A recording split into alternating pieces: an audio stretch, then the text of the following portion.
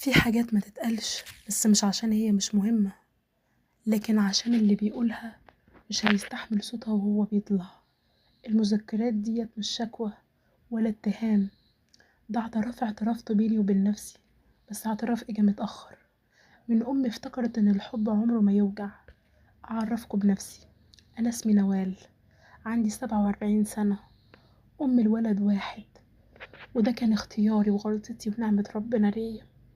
مش بطلة ولا ست خارقة، لكن أنا واحدة زي آلاف الأمهات اللي حياتهم بدأت من أول ما يوم شافوا طفلهم فيه ونسوا نفسهم بعدها. أول مرة مسكت إيده كان قلبي بيرتجف، مش من الفرحة بس من الخوف.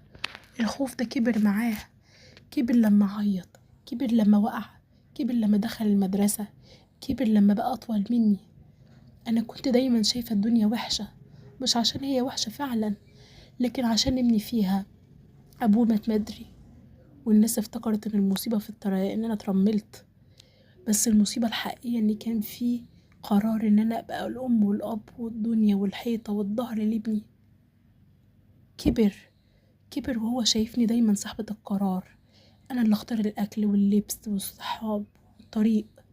كنت فاكرة اني كده بحميه، ما كنتش فاهمة ان انا كده بفرض نفسي عليه، وان انا كده بكسر نفسه.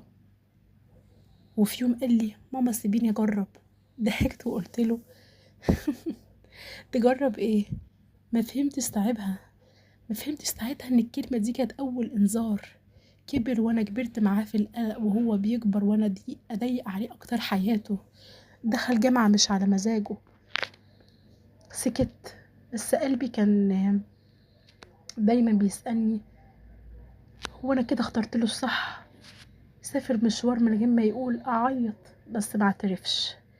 كان كل يوم بكتب في الدفتر عشان ما انفجرش، انا بحسه، انا بحبه، بس ليه حاسه ان انا بخسره؟ وفي ليله رجع متاخر، وشه مش وش ابني. قلت له بهدوء هو انت كنت فين؟ رد بنبره عمري ما سمعتها، مش لازم اقولك يا ماما. الكلمه دي دخلت في صدري زي مسمار. من اليوم دوت بقينا ساكتين، مش متخاصمين بس ساكتين. السكات ده كان اقسى من اي خناقه. لقيت نفسي براقبه وبراجع وبحاسب، لحد ما في مره لقيت رساله على الموبايل مش ليا. ما قريتهاش بس حسيت اني خرجت من حياته. الليلة دي كتبت في المذكرات، يمكن أنا السبب، يمكن خوفي زاد، يمكن الحب لما بيزيد بيخنق. تاني يوم قال لي كلمة عمري ما انساها، انت ليه دايما شايفاني مشروع فاشل؟ اتصدمت، انا اللي عشت عشانه؟ معرفش ارد، لاني اول مرة شفت نفسي في عينه. شفت شفت نفسها شايفة نفسها صح، ومش شايفة دايما ابنها. قعدت لوحدي وفتحت الدفتر من الأول، قريت نوال القديمة. قبل ما تبقى افتكرت اني كنت بحلم، وانا اللي كنت بختار، وانا اللي كنت بغلط، وانا اللي كنت بعمل كل حاجة في حياته وبمثل دوره. وقتها بس فهمت ان انا خفت عليه لدرجة ان انا سرقت حقه في الغلط. قررت اعمل اصعب حاجة على سبت المساحة، سبت المساحة اللي بيني وبينه. ما سألتوش، ما راقبتوش، ما ضغطتوش. كنت بموت كل يوم وانا ساكتة، بس بعد شهور لقيته رجع يضحك. مش عشاني، لا عشانه، لانه بقى بيختار وبقى صاحب قرار. وفي يوم دخل المطبخ وقال ماما انا عارف انك كنتي خايفة. ابتسم ابتسمت والدمعة سبقتني. ما اعتذرتلوش ولا هو، بس فهمنا.